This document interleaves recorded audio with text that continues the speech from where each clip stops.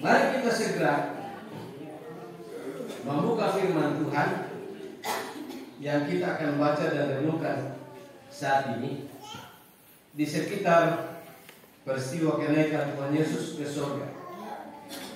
Kisah Para Rasul pasal 1 ayat 6 sampai ayat yang ke-11. Kisah Para Rasul pasal 1 ayat 6 sampai 11, dan kita akan membaca secara bergantian. Saya akan bagi ayat ini untuk kita baca bersama-sama. Ayat 6 dibaca oleh pria dan ayat 7 dibaca oleh kaum wanita. Sekali lagi untuk ayat 6 kaum pria dan ayat 7 kaum wanita. Kaum pria memulai 1, 2, 3. Maka bertanyalah mereka yang berkumpul di situ, Tuhan, maukah Engkau pada masa ini memulihkan kerjaan orang Israel?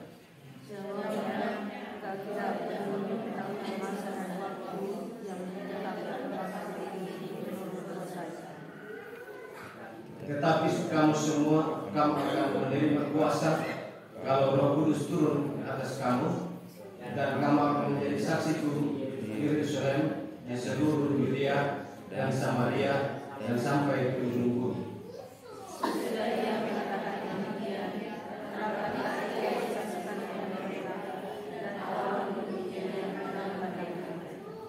Ketika mereka sedang menatap ke langit waktu yang naik itu, tiba-tiba berdirilah 2 orang yang berpakaian putih dekat mereka, dan berkata kepada mereka, "Hai orang-orang Galilea, mengapa kamu berdiri melihat ke langit?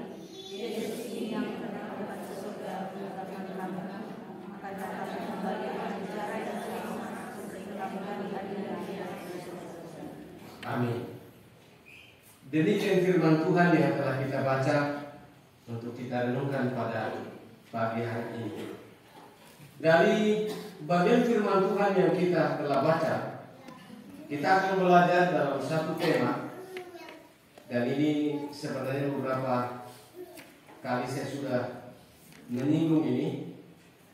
Relevansi kenaikan Tuhan Yesus ke surga dalam kehidupan orang Kristen masa kini. Relevansi kenaikan Tuhan Yesus ke surga dalam kehidupan orang Kristen masa kini. Perlu saya jelaskan bahwa kenaikan Tuhan Yesus ke surga itu terjadi sekitar lebih 2000 tahun yang lalu.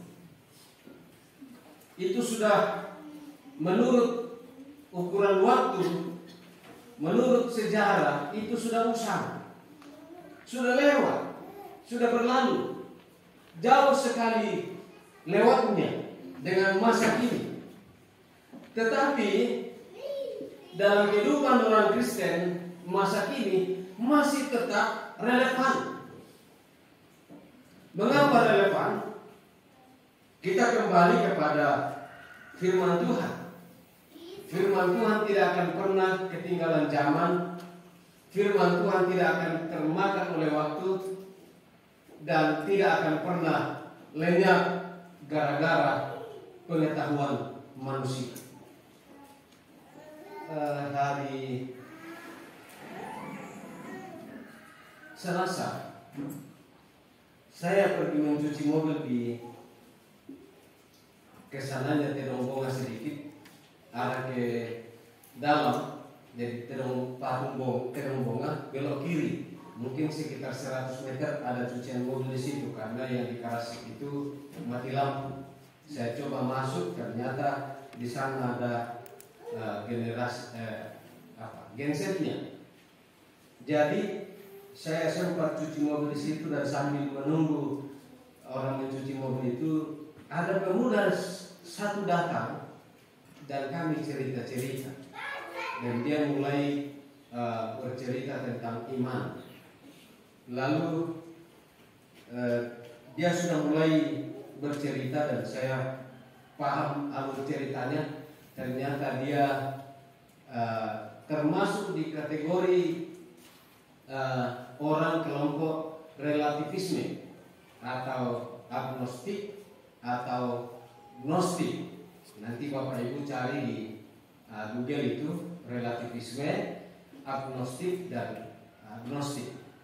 Apa pengertian tentang itu? Dan setelah kami lama bercerita-cerita, dia sudah mulai mengungkapkan tentang golongannya, alirannya. Dan dia katakan, saya mulai meragukan adanya Tuhan. Saya bilang, kenapa? Dia mulai ajukan satu argumentasi dan sekaligus pertanyaan. Dia bilang begini, coba Pak Pendeta jawab, Tuhan mampu menciptakan bumi bahkan gunung besar, tetapi dia tidak bisa mengangkat gunung besar itu. Saya bilang, wah hati-hati bos, hati-hati teman ya. Jangan ilmu pengetahuan lebih dominan daripada iman. Karena dalam iman Kristen ada sesuatu dan banyak hal yang tidak bisa dijangkau oleh pikiran kita, akal kita. Karena kita hanya secuil ciptaan Tuhan. Kalau kita ciptaan mau melampaui yang menciptakan kita, itu sudah luar biasa. Tapi kalau Anda berpikir seperti itu, hati-hati. Jangan sampai ilmu pengetahuanmu lebih dominan daripada iman. Saya sampaikan begitu. Masih banyak yang dia ceritakan, tapi saya bilang oke, tolong berpikir baik-baik, berdoa baik-baik, baru ambil kesimpulan. Lalu dia sudah mulai mengajukan banyak tokoh-tokoh dan lain-lain, tapi saya tidak terlalu tertarik. Saya bilang oke, itu pendapatmu, tapi saya pendeta tidak akan pernah bergeser dari iman Kristen. Amin. Bapak Ibu jangan mau digeser dari iman Kristen. Karena kalau tidak mau bergeser dari iman Kristen, berarti Anda tetap percaya tentang kekristenan. Dan kalau percaya tentang kekristenan berarti percaya tentang Allah dan segala sesuatu yang berada di sekitar Allah, termasuk surga. Karena itu, Bapak Ibu saudara-saudara yang dikasihi di dalam Tuhan, tentang kenaikan Yesus ke surga, itu adalah satu tahap karya keselamatan yang saya istilahkan selama ini 6K. Apa itu 6K? Mulai dari kelahiran, kehidupan Yesus, kematian Yesus, kebangkitan Yesus, kenaikan ke surga, dan kedatangannya kembali. Ini kenaikan Yesus ke surga adalah K yang kelima. Satu lagi K yang kita akan harapkan adalah kedatangannya kembali. Nah karena itu tidak bisa dipisahkan satu persatu tentang 6K itu. Semua berkaitan. Itu dalam satu rencana ilahi, rencana yang kekal dalam karya penyelamatan manusia. Nah karena itu tidak ada satu yang kita abaikan. Semua kita prioritas utamakan dalam hidup kita. Walaupun kehidupan Yesus itu tidak dirayakan, karena yang kita rayakan kelahirannya, kematiannya, kebangkitannya, kenaikannya ke surga, dan kita akan tunggu kedatangannya. Tapi tidak berarti bahwa kehidupan Yesus itu tidak penting, karena justru disitulah melaksanakan karyanya, tugasnya, dan nanti kita lihat. Nah karena itu, apa relevansinya sekarang dalam kehidupan kita tentang kenaikan Yesus ke surga? Yang pertama, mari kita simak. Yang pertama, Tuhan Yesus naik ke surga berarti dia kembali pada status, posisi, komunitas, habitat aslinya dan habitat semulanya. Perlu dipahami bahwa sebelum Yesus datang ke dalam dunia adalah dia Allah. Dia berada di dalam surga. Dan karena dia mau menyelamatkan manusia, maka khotbah Natal ke depan berarti kalau manusia mau diselamatkan, harus ada oknum insan yang sama statusnya manusia baru bisa menyelamatkan manusia. Dan itulah tindakan Allah. Allah dalam khotbah Natal yang lalu firman itu telah menjadi manusia. Artinya Allah telah menjadi manusia. Dan karena dia manusia, maka dia mengerti, tahu tentang keadaan manusia dan bagaimana bisa menyelamatkan manusia itu. Nah, pada saat dia kembali ke surga, pada saat dia naik ke surga, berarti dia kembali kepada status, posisi, komunitas dan habitat asli dan semulanya. Kembali kepada kealahannya. Nah, satu pemahaman yang penting. Ketika Yesus mati di kayu salib, dia berkata, "Allahku, Allahku, mengapa engkau meninggalkan aku?" Itu berarti pada saat Yesus mati, bukan Allah yang mati, tapi kemanusiaannya. Nah, ini perlu hati-hati di sini ya. Artinya Allah tidak mati pada saat Yesus mati. Nah, bukti tapi tahun depan mudah-mudahan Tuhan berkati sehingga kita akan belajar fakta-fakta tentang Tuhan Yesus, baik fakta kematiannya, fakta kebangkitannya, fakta kenaikannya ke surga, dan fakta-fakta yang lain dalam tentang Yesus. Nah, karena itu Bapak Ibu Saudara-saudara yang dikasih di dalam Tuhan, ketika dia naik ke surga, itu berarti sekali lagi dia kembali kepada kualitasnya, kepada tabiat ilahinya, menjadi Allah seutuhnya, bukan lagi manusia. Pada saat dia datang dalam dunia ini, dua tabiat, dua karakter ada padanya, tabiat Allah dan tabiat manusia. Manusianya sempurna, tidak berdosa, sehingga ini yang sulit dipahami oleh orang, khususnya memang ateis paling utama. Yang kedua adalah kelompok yang saya maksudkan tadi, relativisme, agnostik, gnostik, tambah lagi orang-orang yang ada di sekitar kita, tetangga, bagi bola. Mereka tidak mau percaya itu. Masa sih Allah bisa jadi manusia? Kecuali manusia tidak bisa jadi Allah. Tapi kalau Allah bisa mau, semua bentuk bisa dia mau, kecuali yang dosa dan tidak benar. Kalau benar dan bukan dosa, pasti Allah bisa di situ. Nah, karena itu, mari kita pahami bersama, percaya sungguh-sungguh bahwa benar-benar Yesus naik ke surga, karena dia layak kembali ke sana. Dia dari sana datang ke dalam dunia. Pada saat dia waktunya kembali, dia kembali ke tempat itu. Contoh, yang datang di situ tongkonan kita, lamun lolota pasti tak kembali. Nggak tahu larang isunya laku, saya laku dengan dia tahu. Demikian Yesus, karena dia dari surga, dia Allah, dia pemilik penguasa surga, maka dia bisa dan berhak kembali ke sana. Yang kedua,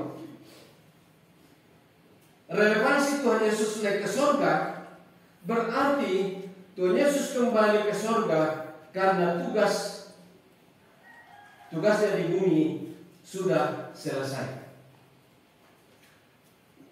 Yesus kembali ke surga karena semua tugasnya di dunia, di bumi sudah selesai.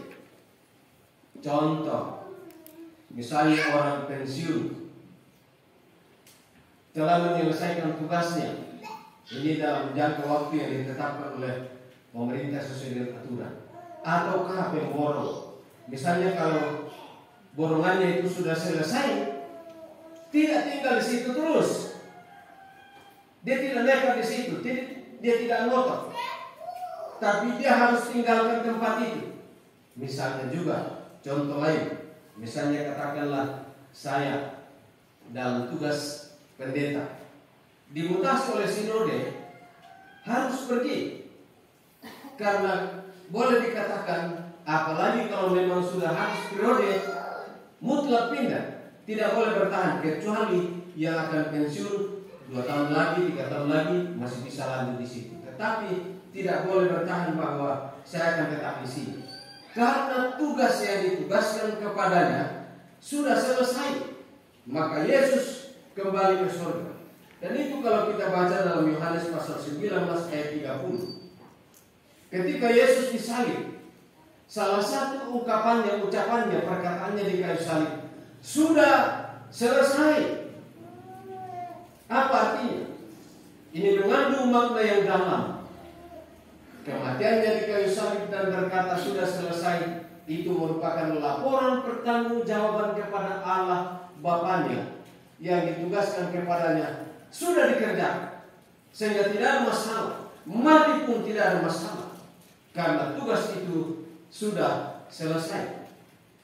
Dan karena itu tugas selesai di bumi, maka dia kembali ke surga. Nanti kita lihat apa kelanjutan dari kenaikannya ke surga.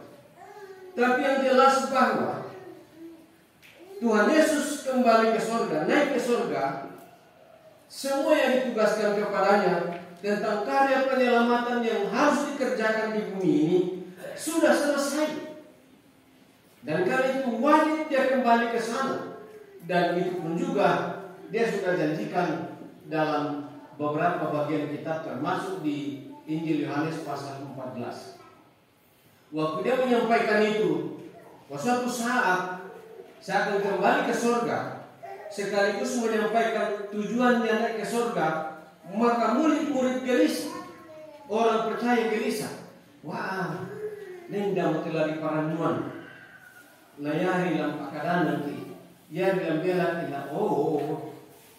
male iya. Tapi dia katakan kepada mereka, jangan takut, jangan gelisah. Percaya kepada aku, percaya juga kepada Allah, dan seterusnya. Tapi nanti kita lihat yang paling jelas di bagian ketiga. Karena itu Bapak Ibu Saudara-saudara yang dikasih di dalam Tuhan, mari kita benar-benar yakin bahwa karya penyelamatan manusia yang dikerjakan Yesus di masa kehidupannya di dunia ini 3,5 tahun setelah dia mulai masuk melaksanakan tugas itu, dikerjakan dengan baik. Dan karena itu kita harus yakin bahwa pekerjaan yang Yesus lakukan di atas kayu salib, satu kali untuk selama-lamanya, dan satu kali untuk semua manusia yang percaya kepadanya, termasuk kita di sini. Karena itu yakinlah bahwa keselamatan Bapak Ibu sudah dikerjakan Yesus, sudah selesai.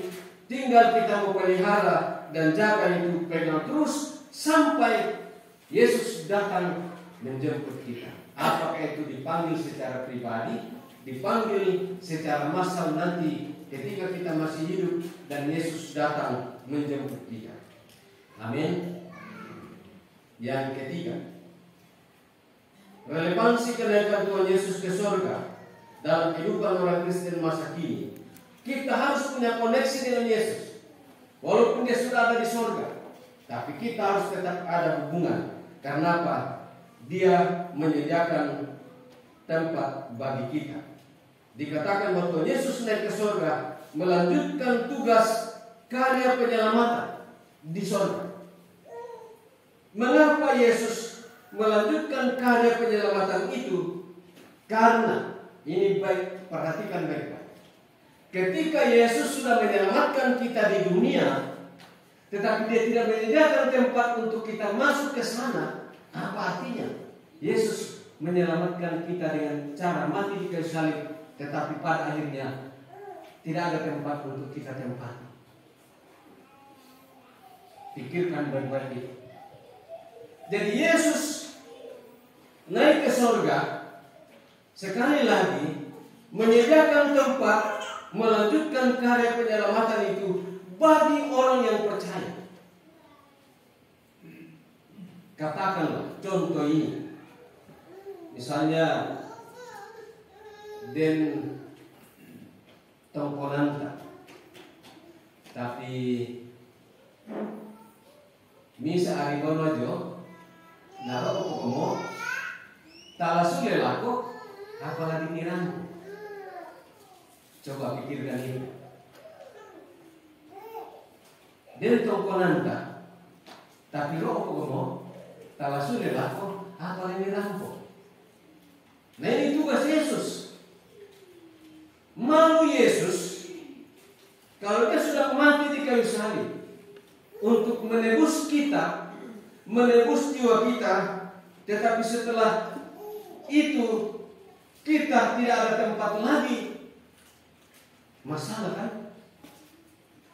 Karena itu Yesus naik ke surga menyediakan tempat itu. Sehingga dua tugas utama, dan ini diakui dalam pengakuan iman kita. Dia adalah juru selamat, tabib semali, imam besar, dan raja atas segala raja akan datang. Imam besar sedang dikerjakan sekarang. Imam agung kita, dia menjamin setiap orang yang percaya kepadanya, napakadalan dokumua oyate patongan lapaku. Jadi pasadeninan proyek besar dikerjakan, sehingga dalam Yohanes 14 ayat 1 sampai 6 sangat jelas. Nanti Bapak Ibu kembali ke rumah, tapi perhatikan saja ini dulu. Baca di rumah nanti Yohanes 14 ayat 1 sampai 6. Yesus pergi ke surga menjadi pengantara di antara kita. Kalau istilah dulu ini PHB, ya, pengantara. Saya juga dulu, kalau mau pacaran susah sekali langsung, harus pakai PHB. Termasuk mantan pacar saya pakai PHB, penghubung. Siapa lagi nak? Aku pakai melotong, tak mengeraktak, anak petani. Lah Malaysia ketika maju. Akhirnya saya berpikir dan sampai Dena pakai tosino di Totemo, Ibu Marlina Ade, bukan kuatai, bantu Pak Ate, apa kuadente, penang tumai susu mabi pan, mami dulu, malaga-laga datang kutahan limo, barang kompai. Bapak pela bangi dami bukan di Toto. Akhirnya bukan nah sudah penuh kami ubah khusus yang aku hati jawaban dari sabar sampai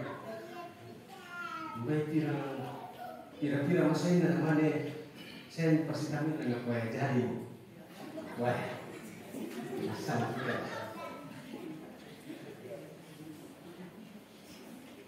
Yesus menjadi pengantara kita.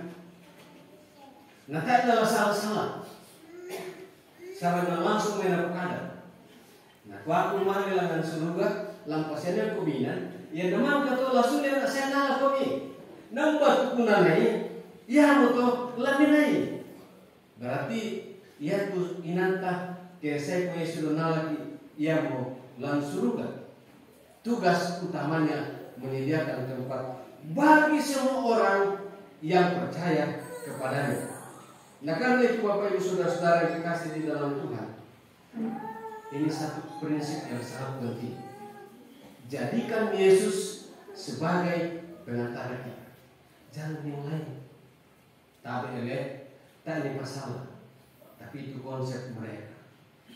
Dan upaya itu yang kasih Anda jadi pengantara.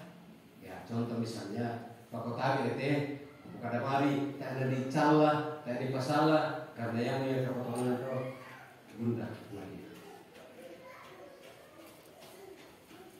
itu betul berjasa, tapi bukan menjamin kepastian kita masuk di surga.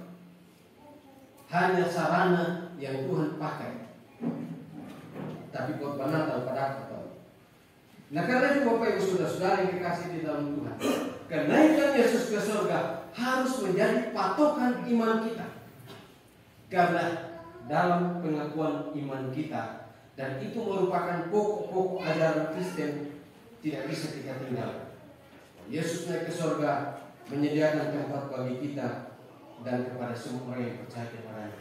Karena itu kita harus yakin sekarang bagaimana kita mempersiapkan diri, memelihara iman. Itu Rasul Paulus. Dia telah mengikuti pertandingan dengan baik, mencapai garis akhir dan memelihara iman.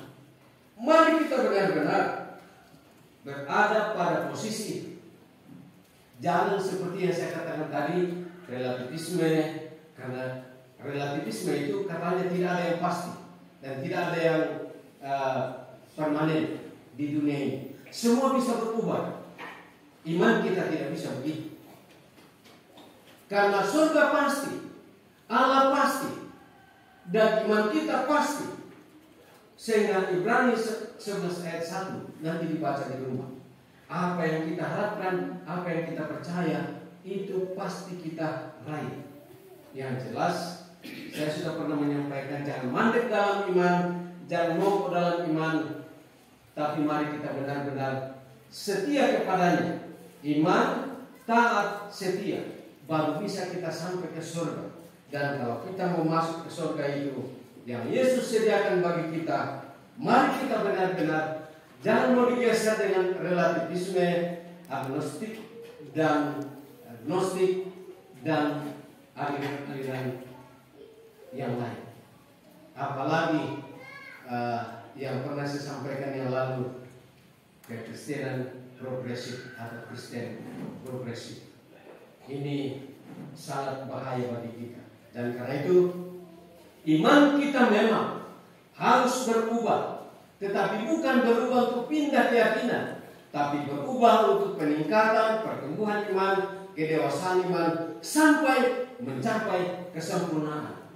Nanti kita akan lanjut di minggu dalam topik yang sama, tetapi dalam poin yang berbeda. Jangan ketinggalan, mari kita sama-sama ikut nanti menikmati berkat Tuhan lewat firman Tuhan yang kita akan dengarkan. Mari kita berdoa. Terima kasih Tuhan pada kesempatan ini.